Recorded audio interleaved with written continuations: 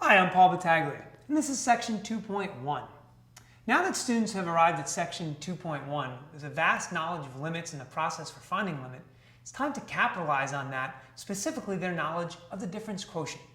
So what we want students to be able to take away at the end of this section is their ability to find the slope of a tangent line to a curve at any point. So the essential question you'd like your students to be able to answer is, what is a derivative and what is its relationship to continuity?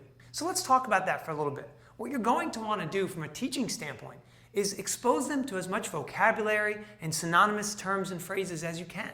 Things like differentiation, derivative, rate of change, instantaneous rate of change, slope. All those things have some common meaning that relates back to derivative.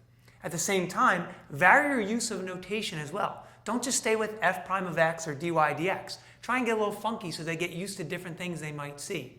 P prime, du dv, the rate at which capital W changes with respect to lowercase w. Funky things like that. And also don't forget to cover the alternate form of the definition of a derivative. Now examples 6 and 7 are also very good because they talk about when a function would not have a derivative or why a derivative would fail to exist. And these things are very important for students to take a look at. What I would like to do is, at the end of a section, I give my class an exit quiz, maybe 2 problems. One of the problems in particular would be asking them to use the definition of the derivative. So let's say, for instance, we did f of x equals x squared plus 5. Now I'm asking them to use the definition of the derivative primarily so I can see what kinds of common errors they might make.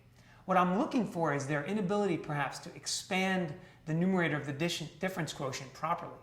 I'm looking for their inability to simplify or use the limit or carry out correct notation in that example.